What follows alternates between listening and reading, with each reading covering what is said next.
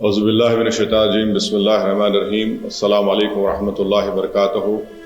میں اوکھلا اور مصطفیٰ آباد کی ودھان سبھا کی عوام کا بہت شکریہ ادا کرتا ہوں کہ آپ تمام نے مل کر شفاء الرحمان کے لیے اور طاہر حسین صاحب کے لیے آپ نے اپنے ووٹ کا استعمال کیا۔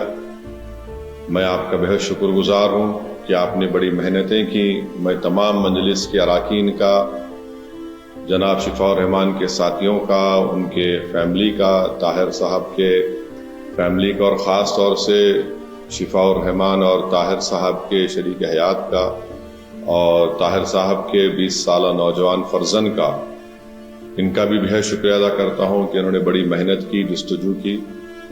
میں شکر گزار ہوں امتیاز جلیل صاحب کا، جو وہاں کے سینٹرل آبزرور تھے ان دونوں اسمبلی کانسٹیٹوئنسیز کے، شعیب جامعی صاحب کا۔ نتیجہ جو ہم چاہ رہے تھے نہیں آیا ہے، مگر مجھے یقین ہے کہ ہم تمام کے حوصلے بلند ہیں اور بلند رہیں گے، اور انشاءاللہ تعالی ہم اپنی اس لڑائی کو جاری رکھیں گے۔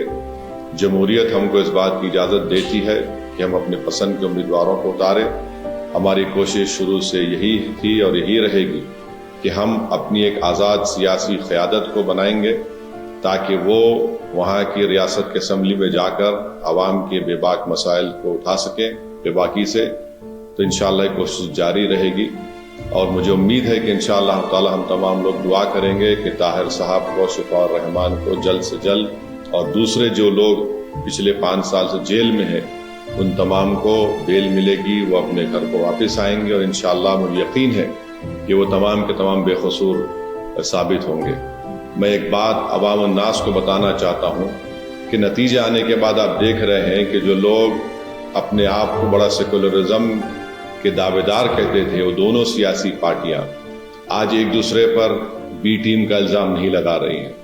اس سے یہ بات صاحب ظاہر ہوتی ہے کہ جہاں مجلس الیکشن اگر زیادہ سیٹوں پر لڑ جاتی تو یہ فوراً ان کا یہ حربے ہتھ کنڈے استعمال کرنا شروع ہو جاتے۔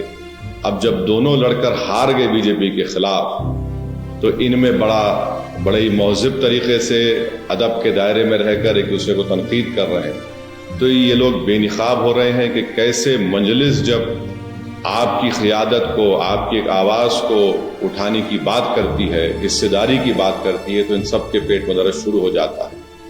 بہرحال ہم اپنی کوششوں کو جاری رکھیں گے۔